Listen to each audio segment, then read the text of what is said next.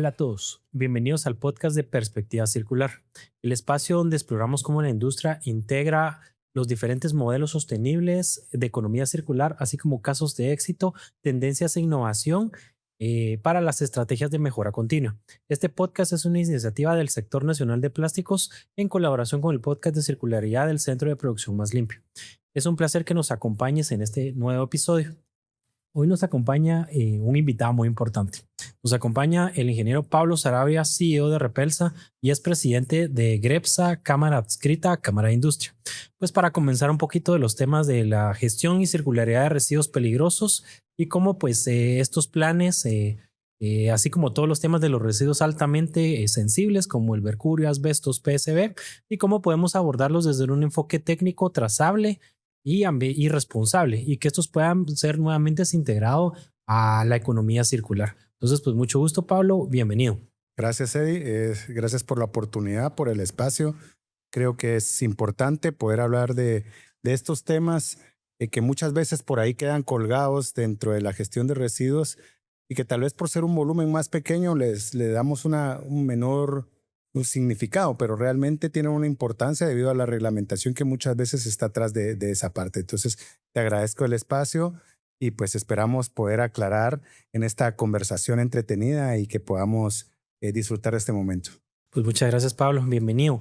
Entonces, cuéntanos un poquito primero, brevemente, cómo ha sido la trayectoria de Repelsa en el rol de la gestión de residuos peligrosos, un poquito de tu rol en Repelsa y un poquito el rol que has tenido en GREPS. Gracias. Bueno, me voy a ir un poquito más para atrás. Yo vengo de una familia mi padre se ha dedicado al tema ambiental desde toda su vida. Yo crecí en ese ambiente ambiental, en el tema de manejo de desechos, en el tema de saneamiento, en el tema de tratamiento de aguas residuales. Y fue ahí donde a través de ese conocimiento que me transmitía mi padre, me empezó a gustar el tema ambiental y a todos, pues cada uno de los hijos va agarrando su camino. En el caso mío, a mí me gustó una rama específica que era la de gestión de residuos. Por el año 2012, yo tuve la oportunidad de estar responsable de medio ambiente en una industria del sector eléctrico y fue ahí donde empecé a escuchar el tema de los residuos peligrosos, específicamente de los PCBs. Y de la importancia que tenían en el tema ambiental y de cómo estos venían englobados no solo en Guatemala, sino que era ya una actividad que venía desde hace casi 100 años. Entonces me pareció muy interesante cómo los residuos peligrosos están vinculados a la gestión ambiental y la peligrosidad que hay que tener al manejarlo y sobre todo que muchas veces nosotros como ciudadanos no tenemos las precauciones adecuadas en el manejo de estos residuos peligrosos. En el año 2014 surge Repelsa como una empresa 100% guatemalteca, donde el objetivo era poder darle una solución ambientalmente correcta a muchos residuos peligrosos que estaban en el ambiente, en la industria, en diferentes áreas, y que podíamos darle una solución, ¿verdad? Al alcance de las oportunidades que se tenían en ese momento. Y fue ahí donde surge la idea de Repelsa. Em, Después nos fuimos internacionalizando. En el año 2016, pero hicimos nuestra primera exportación en conjunto con otra empresa francesa. Nosotros hemos trabajado con partners en Alemania, en Francia, en España, muchos en Estados Unidos, donde hemos podido gestionar residuos también.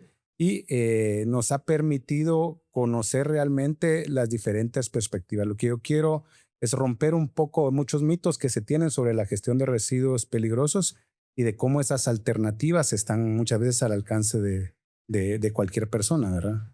Gracias, Pablo. Se ha hablado mucho del tema de residuos ahorita con la entrada en vigencia de la segunda etapa del Acuerdo Gubernativo 164, pero justamente lo que mencionabas, esos son residuos pues comunes, reciclables, orgánicos. Entonces, por un lado están esos y por otro están pues los residuos especiales o de tratamiento especial y o peligrosos, como lo mencionas, que se requiere pues de un tratamiento más específico, un cuidado también en el tema del manejo, en el transporte y demás.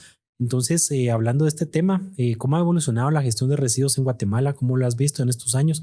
Nos contabas ahí un poquito, surgió la idea por el manejo de PSBs, pero ¿cómo has visto que ha ido evolucionando? ¿Hacia qué visión tienen? Hacia técnicamente hacia dónde va el camino? de la gestión de residuos peligrosos aquí en Guatemala? Son procesos bastante largos que se han venido trabajando a través de las instituciones del gobierno, que son las que han pues implementado ciertos reglamentos. Si podemos hablar del primer reglamento que hubo de gestión de residuos peligrosos, nos vamos al año 2001, que es el reglamento de manejo de desechos bioinfecciosos, donde en ese momento, por el conocimiento que no era tan amplio en algunos residuos peligrosos, se mezcló un poco de los bioinfecciosos con los peligrosos. Y se trata como bioinfeccioso todo, incluyendo algunos otros peligrosos que no entran dentro de esa categoría. Es otra debilidades que vemos también, que podemos ir hablando más adelante, que no se actualizan las normativas en ese sentido. Y surge entonces la necesidad de poder implementar eh, alternativas para esa gestión. Entonces, a partir de más o menos como el año 2009 se hace el primer inventario nacional de residuos peligrosos en Guatemala, específicamente para PCB. Surge el proyecto financiado por Naciones Unidas y todo eso pues viene a través de los convenios internacionales firmados y ratificados por Guatemala, específicamente Estocolmo y Basilea. Y eso nos da o le da al país una oportunidad de entrar a hacer esa parte de financiamiento verdes que tienen las instituciones como PNUD, como NUDI, para poder desarrollar ese tipo de proyectos en Guatemala. Y a raíz de eso se hace el primer inventario de 2009 y sobre ese inventario surge la idea de hacer una gestión adecuada de esos residuos buscando un financiamiento de cooperación. Hay un reglamento también que es el del 2018, que es el Acuerdo Gubernativo 168-2018, que es para la gestión integral de bifenilos policlorados. Y después, 2 años después, surge este reglamento de manejo de desechos sólidos comunes, en el cual habla o menciona solo la definición de residuos peligrosos, pues más no tiene injerencia en este reglamento, ¿verdad? Ahí te quiero interrumpir un poquito y pues solo para explicarle pues a los que nos escuchan primero pues qué es un PCB, qué es un bifenilo policlorado, estos dónde se encuentran y cuál es la relevancia para el país de que se detecten dónde están estos tipos de residuos y pues lo importante que es este tipo de primero de recolección, identificación, hacer el inventario para posteriormente pues hacer la disposición. Que nos expliques un poquito pues qué es. Y mencionabas ahí un acuerdo gubernativo, que si nos contés un poquito de qué trata y cómo se debe de cumplir. Sí, los PCBs es el nombre en inglés de bifenilo policlorado. Realmente debería llamarse BPC, que es las iniciales de bifenilo policlorados. Son compuestos clorados en cadenas, estructuras atómicas químicas que están unidas y entrelazadas entre ellas, difíciles de romper. Lo más importante de esto es que fueron creados por el hombre, entonces con la idea de no destruirse, de tardar muchos años, creados en los años 40 por Monsanto. Y la principal función estaba en aislar los transformadores eléctricos. En esos años empezaba el boom industrial, empezaba el crecimiento de la industria, necesitaba mucha electricidad. Y los transformadores eran muy necesarios que fueran de mucha duración. Y el bifenilo policlorado, los compuestos clorados que se agregaron a esos aceites dieléctricos como ascareles, que era la estructura original de los bifenilos, eran pues compuestos clorados totalmente, los cuales daban una capacidad de que esos transformadores pudieran tener para toda la vida.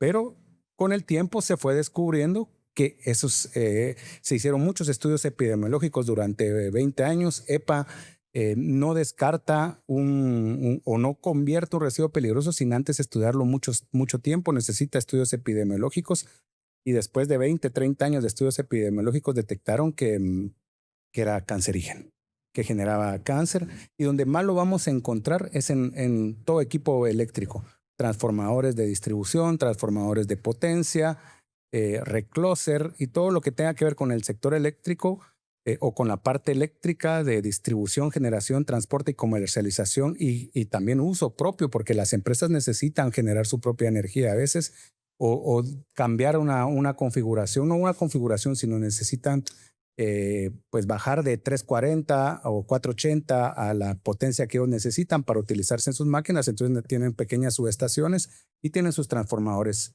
eléctricos, y de ahí es que se ha venido generando esto. El problema es que en los años 70 Estados Unidos lo prohibió. Después de muchos estudios dijo no, está prohibido, ya no lo pueden producir, y no se volvió a fabricar. Entonces lo que tenemos ahora son trazas, son inventarios que se quedaron de transformadores muy viejos, muy buenos y que todavía operan. Eso es lo más interesante, que hay transformadores que tienen 70 años y que los arrancan y pueden funcionar todavía con la misma calidad del inicio, pero altamente cancerígenos, ¿verdad?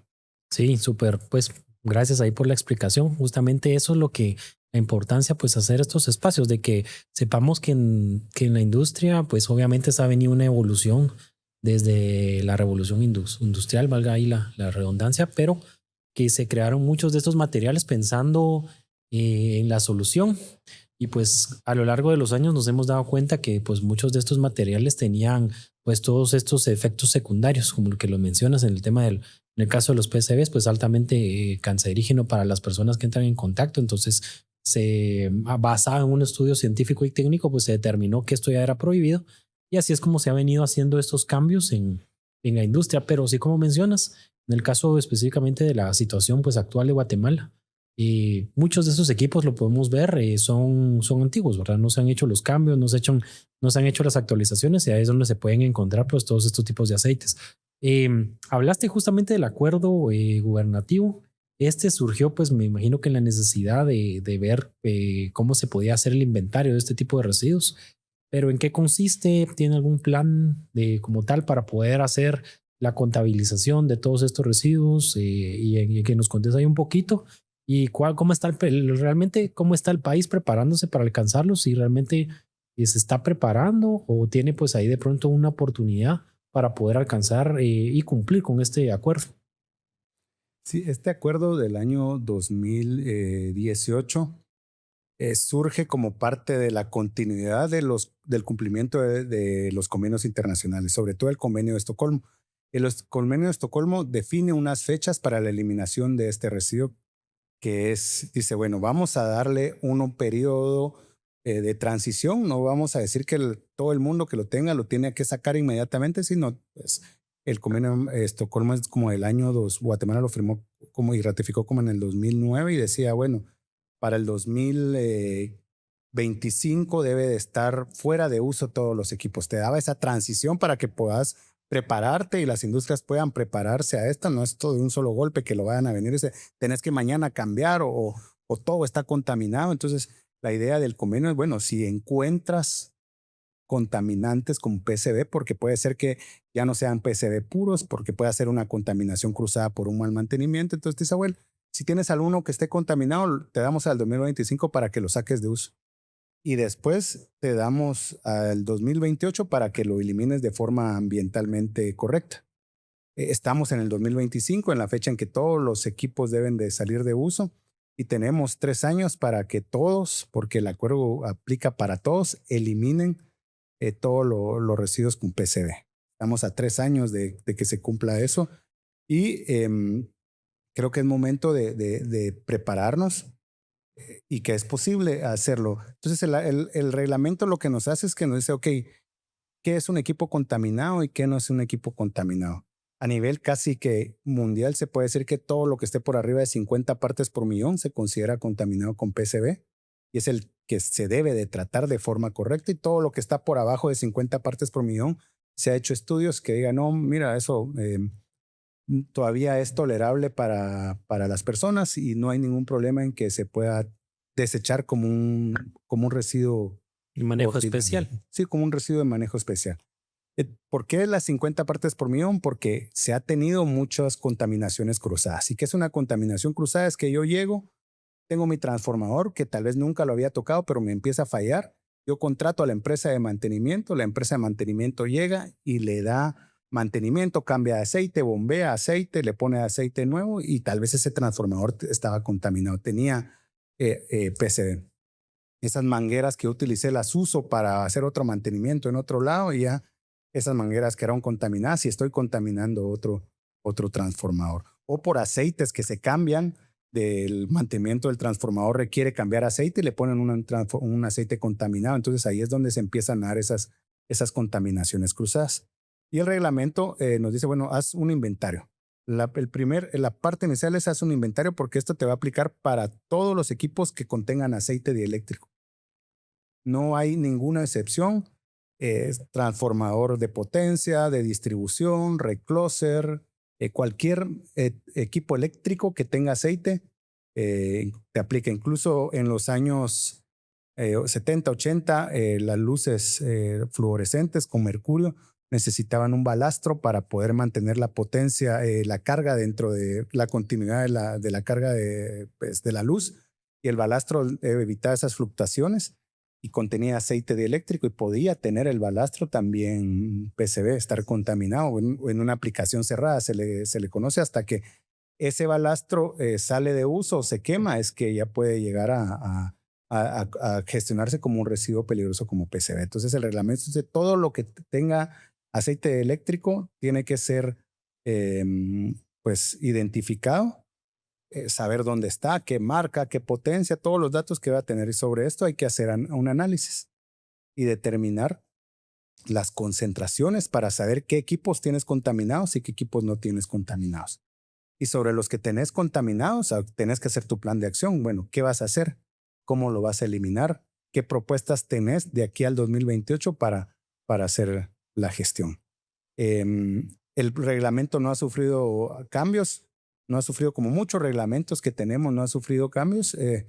Creemos que es necesario también una actualización de ese reglamento porque hay consideraciones ahí importantes que hay que hacer, tal cual como merece cambio el Acuerdo Gubernativo de Manejo Bioinfeccioso del año 2001, que nunca se ha renovado y que tiende a tener algunos términos que no aplican a esto, ¿verdad? Entonces, Mucha interpretación. Sí, correcto. Entonces, este reglamento de PCB, que es específicamente para PCB, nos da los lineamientos y adicional se tuvo la oportunidad, bien aprovechada, pienso en su momento por las personas que gestionan esto dentro del Ministerio de Ambiente, de hacer unas muy buenas guías, porque tienen 6, 7 tomos desde la identificación hasta la disposición final, transporte, recolección, análisis, manejo, inventario, que te van a respaldar el reglamento. Es casi lo que muchos reglamentos tienen sus falencias, que sale el reglamento y abajo en el último dice, bueno, quedan muchas de las cosas aquí están pendientes de lo que digan las guías que se hagan sobre este reglamento y a veces no se hacen las guías. En este reglamento sí se trabajaron las guías y nos orientan de una buena manera. Creo que también dentro de las instituciones no hay mucho el apoyo de gobierno para poder seguir impulsando estos buenos casos, ¿verdad? Y pues se tuvo apoyo de cooperación para eliminar ya en Guatemala. En el año 2020, Naciones Unidas sacó un proyecto para poder eliminar más o menos 220 toneladas, un proyecto internacional financiado por ONUDI, donde quedaba abierto para empresas con mucha experiencia que vinieran a hacer este proceso y así fue. Se eliminaron exitosamente las 220 toneladas, quedando ahora una pequeña traza y que pues esperando que haya una oportunidad nuevamente, tal vez del ministerio, de poder volver a retomar este tema, porque creo que todos tenemos derecho a subirnos a ese barco, de decir, bueno, yo estoy cumpliendo con identificar como industria privada, identificar mis equipos, de hacer mi inventario, de presentarlo al ministerio, de actualizarlo correctamente, pues cómo también podemos apoyar si cooperación puede financiar este tipo de proyectos, ¿verdad? Es un tema de ganar, ganar en ese sentido, creo yo. Buenísimo. Y aquí tengo una pregunta bien importante dentro de tu experiencia. ¿Qué tecnologías o qué métodos han utilizado para eliminar este tipo de residuos? Aquí vamos a romper un mito. Se cree que solo la exportación es la única vía. ¿Por qué se cree que solo la exportación? Porque es lo más fácil de hacer. Pero en estos momentos, bueno, cuando se empezó a hacer las exportaciones, tal vez era un poco más económico. Nosotros tenemos muchos años de estar exportando 500 toneladas, proyectos en Uruguay, proyectos en San Vicente y las Granadinas, proyectos en Belice, ahorita un proyecto en Honduras, proyectos en Guatemala, próximamente un proyecto en Paraguay, donde el denominador común siempre es el mismo, la logística internacional. Entonces yo digo, ok, ¿por qué la exportación es la única alternativa? Cuando la logística internacional es cada vez más complicada.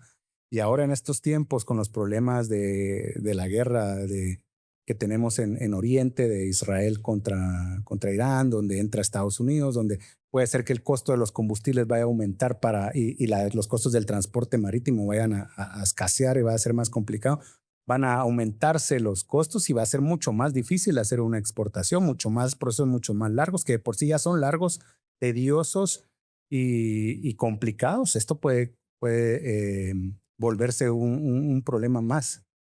Pero hay otras alternativas. Podemos, como parte de la economía circular y por la experiencia que nosotros tenemos, vemos que las trazas que quedan de aceites contaminados con PCB son bajas concentraciones, menos de 10,000 partes. Por ahí habrán uno o dos que están muy por arriba, pero son casos muy, muy aislados. Pero el 80% de lo que podemos ver en el mercado está entre hasta 5,000 partes por millón.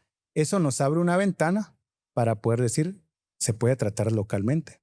Se puede hacer un proceso de declorinación de aceite para poder quitar la molécula de cloro dentro del aceite y ya ese material que queda contaminado con el cloro, pues ya se puede gestionar a través de una exportación siempre, pero ya en menores cantidades.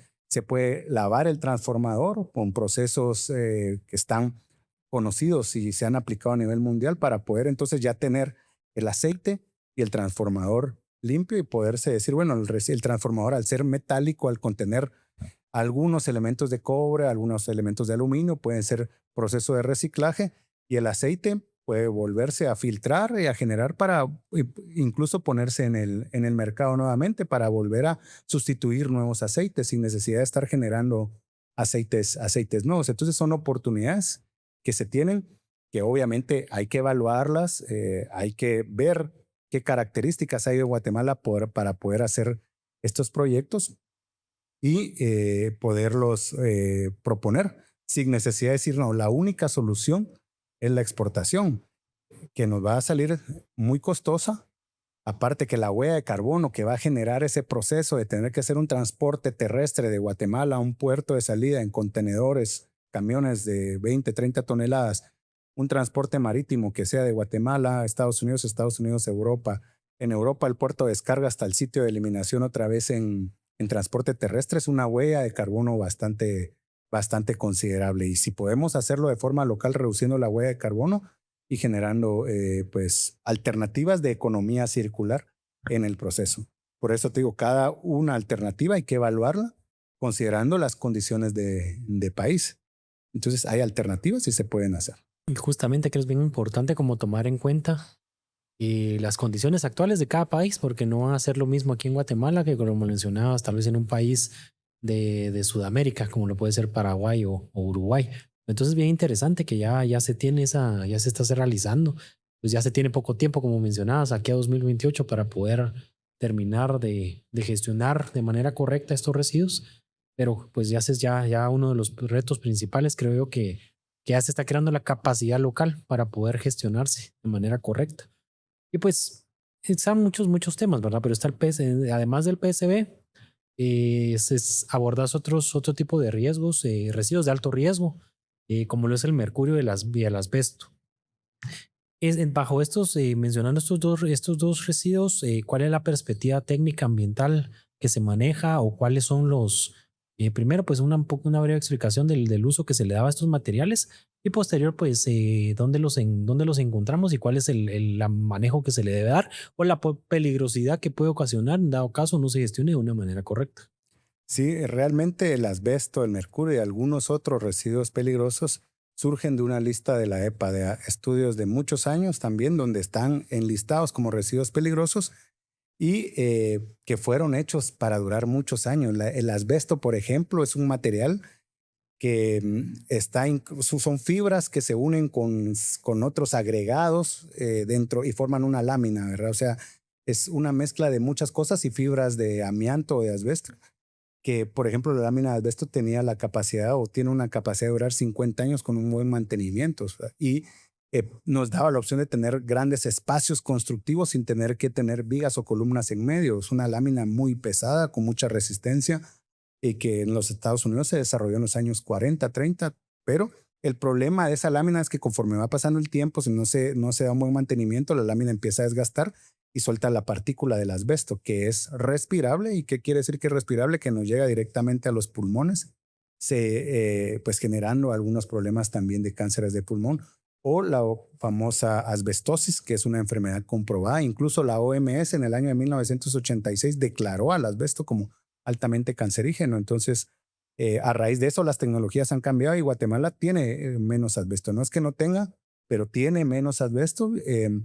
Y hay una mayor preocupación por la gestión de esos asbestos. Lamentablemente, los materiales modernos no tienen las mismas capacidades que tenían esos materiales que se construyeron en ese momento. Son de menor duración, pero tal vez son más amigables con las personas, con la salud. Y el mercurio también es un residuo peligroso con daños a la salud y al ambiente, que por lo general, al igual que el asbesto, los vamos a encontrar en aplicaciones cerradas. ¿Qué significa aplicaciones cerradas? Que son que mientras se encuentran confinados en ese sitio no van a generar daños a la salud. El problema es un mal manejo, una mala manipulación, que se rompan o que queden liberados y que no se trabaje de forma adecuada. Entonces, por ejemplo, el mercurio lo podemos encontrar en menor cantidad también en las lámparas fluorescentes con mercurio, que son unos tubos de vidrio que tienen mercurio, que ya están muy controladas en Guatemala y a nivel mundial. Hay un control muy bueno de esa gestión como residuo. Y las tecnologías también nos han llevado a cambiar de mercurio a LED, y ahí se genera otro problema, pero eso es diferente.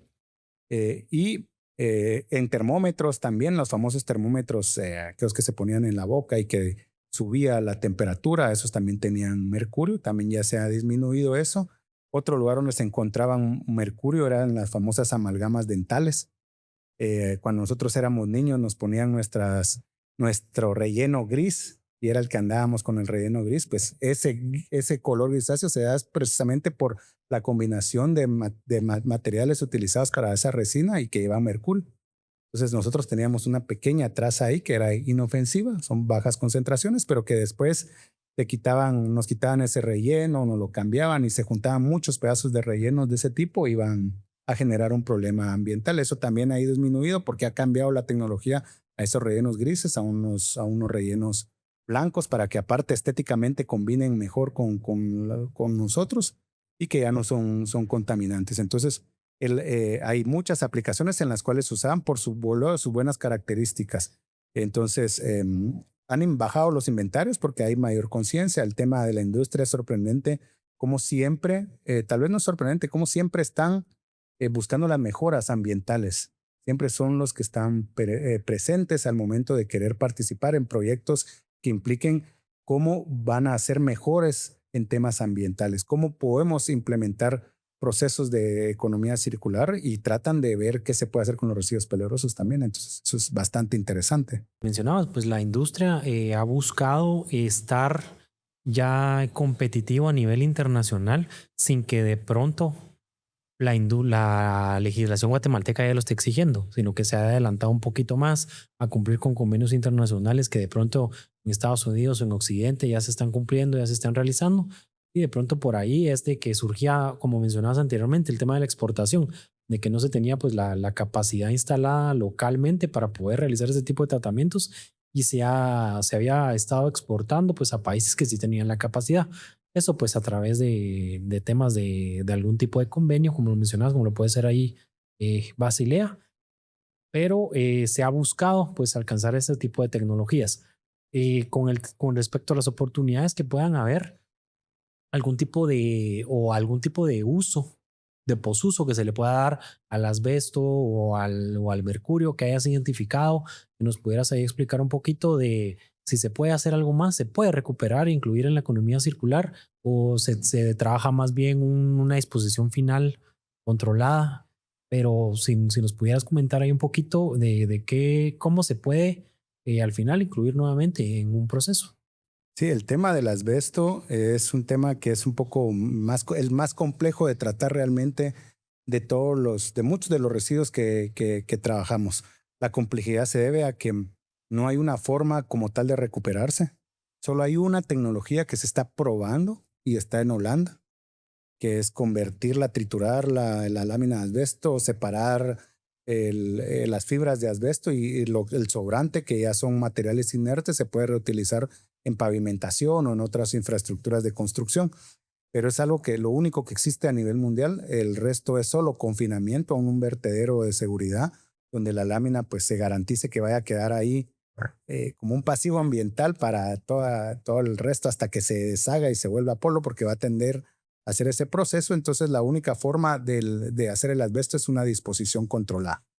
Mercurio, la verdad es que se ha trabajado mucho con temas de mercurio y hay muchas iniciativas para gestionar o hacer una economía circular de mercurio.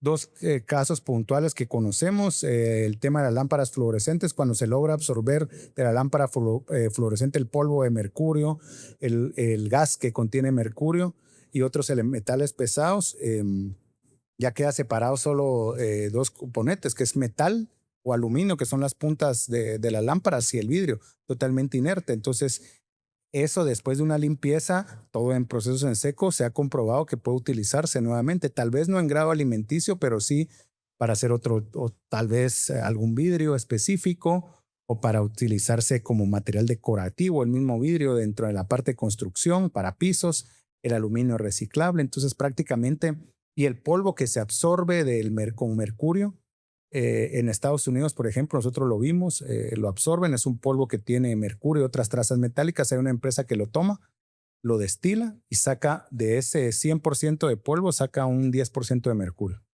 Y el otro 90%, porque tal vez es bien poco lo que se puede recuperar en mercurio, pero el otro 90% se sabe que tiene algunos otros metales pesados que se pueden recuperar, y lo compran China para volver a sacar litio, bromo, algunos elementos que tiene. Entonces vemos que una lámpara es casi 100% reciclable ya en ese momento. Entonces, en ese caso, las lámparas fluorescentes. Los mismos, los termómetros, todo lo que contenga mercurio en algún momento tiene la capacidad de ser destilado y volverse a recuperar para utilizarse en nuevos procesos. Pero es cada vez, te digo, la demanda es menor y los procesos van disminuyendo porque las tecnologías van cambiando. Pero ya se ve pues una luz, como dicen, al final del camino, de que se pueden empezar a recuperar estos materiales. De pronto tal vez la brecha tecnológica es un poquito la que pues está trabajando constantemente día con día, ya como mencionabas. De pronto ahorita solo en Holanda está esta tecnología, pero en un par de años puede ser que esta ya sea pues más accesible y en diferentes partes del mundo donde puedan pues alcanzar para poder volver esto más circular. Sí, perdón, ahí que va mucho el tema de la I+D, ¿verdad? Se ha invertido mucho a nivel de país de investigación y desarrollo, de donde salen todos los diseños y todos esos procesos para poder recuperar todos los residuos que quedan, ¿verdad? Buenísimo.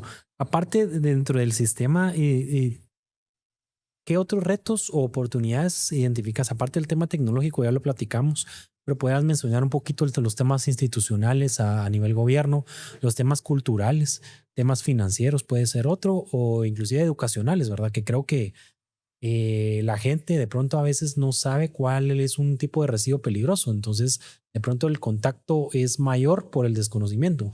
Entonces, dentro de tu experiencia, aparte de la parte, como hablábamos, los retos tecnológicos, ¿qué otros retos puedes ver que hay y las oportunidades que se tienen pues para afrontarlos? Sí, en base a mi experiencia y tropicalizándolo un poco a lo que yo he podido ver acá con respecto a lo que se ha hecho en otros países, es que hay falta de fortalecimiento institucional. Las instituciones de gobierno dedicadas al tema ambiental deben de tener profesionales con experiencia que puedan tomar criterios basados en técnica y conocimiento, ¿verdad? No porque vienen y como traen, agarré una información en internet de Estados Unidos o de Europa, no, eso es lo que hay que hacer. Y vemos en otros países que todo es un criterio técnico con base a lo que cada país puede hacer y a lo que se tiene como tecnología. Entonces hay que analizar, hay que generar datos, y es algo que no se tiene mucho en Guatemala. Carecemos de una capacidad analítica muchas veces dentro de las instituciones de gobierno y de información de lo que se tiene, cuánto se tiene, cómo se tiene, dónde está, y lo que hay no está actualizada, pero es porque hay un debilitamiento institucional como tal. Ese creo que sería una parte importante, porque lo que sucede es que trasladan entonces toda esa responsabilidad a otros actores que pues hacen el esfuerzo para poderlo gestionar y hacer lo que se puede. Y ese traslado también le traslada una responsabilidad en lugar de ser una parte en la que todos apliquen su granito de arena. En ese sentido es el primer punto. De ahí, el tema cultural. Entonces, al tener unas instituciones debilitadas, hay muy poca información que pueda fluir hacia las personas sobre qué es bueno y qué es mal. Y si a nosotros nos ha costado entender el tema, no me imagino en los departamentos, en las aldeas, en los municipios donde pues pueden llegar todos estos residuos y que la gente lo tiene un contacto desde niños hasta ancianos, que son las personas más vulnerables dentro de esta cadena de personas. La vulnerabilidad va en tema de residuos peligrosos para niños y para pues, personas que tengan algunos problemas como tal. Es un tema cultural, un tema de educación también, que no se ha manejado y que es donde podemos trabajar y que muchos están haciendo un esfuerzo, pero solo los esfuerzos aislados también no van a surgir esfuerzos si no hay un involucramiento de todas las partes, ¿verdad? No, pues sí, justamente pues que cada uno de estos actores dentro del final de la cadena de valor, pues cada uno debe de tener pues su responsabilidad de acuerdo a cada uno de los alcances para que pues esto pueda funcionar. Eh, ya para finalizar, pues Pablo, ¿qué mensaje darías a al público en general, verdad? Esta corresponsabilidad en el manejo de los residuos peligrosos, algún punto que quieras pues comentarles y dejarles, ¿verdad? A nuestros oyentes. Y yo creo que los medios los tenemos ahora y a todo nivel. En cualquier departamento, municipio, tenemos al alcance de las redes sociales, que las usemos para informarnos de ciertas cosas buenas. Tenemos el YouTube para poder investigar de qué estoy manipulando, cómo lo estoy manipulando. Acerquémonos con las personas que conozcan en un puesto de salud, en el caso de los municipios y de los departamentos más lejanos. Y siempre las precauciones que consideran. O sea, creo que no es de tenerle miedo, sino saberlo cómo manejar con precaución y la responsabilidad en el manejo y la gestión, ¿verdad? Sobre todo, no cualquiera puede manipular y sobre todo tratar y decir que va a tratar un residuo local sin tener la garantía de la experiencia que ya se ha hecho anteriormente, ¿verdad? Eso es lo que quisiera dejar de mensaje y agradecerte también el espacio y la oportunidad. Y de verdad que muy buen podcast, muy interesante y muchas gracias. No, pues muchísimas gracias, Pablo, y pues a todos nuestros oyentes les agradecemos por este espacio para aprender un poquito de residuos peligrosos, ¿verdad? La correcta gestión. Y cabal, como mencionabas, eh, una correcta gestión de estos residuos pues no va a generar ningún tipo de problema. Entonces, como que también a perder un poquito el miedo, ¿verdad? De que cualquier tipo de residuo, cualquier tipo de sustancia o generar de material generado que sea pues correctamente gestionado no va a crear pues ningún problema y es perfectamente incluible en un entorno de economía circular. Entonces pues los invitamos a todos a que nos sigan pues, en el podcast de Perspectiva Circular, que lo publicamos una vez al mes, y que nos sigan en nuestras redes sociales en Haz tu Parte América en Facebook e Instagram, y en la Asociación y Comisión Guatemalteca de Plástico en LinkedIn. Entonces, Pablo, no sé si tienes ahí redes para que puedan seguir a Repels. Sí, gracias. Nuestras redes son www.repelsa.com. En Instagram son RepelsaGT y en Facebook también somos RepelsaGT. Ahí pueden hacer sus consultas y dudas y con mucho gusto nos tomaremos el tiempo para aclararlas. Pues muchísimas gracias. Entonces, pues finalizamos este podcast como con nuestra frase del sector de plásticos. Entonces, pues por una Guatemala limpia. Haz tu parte.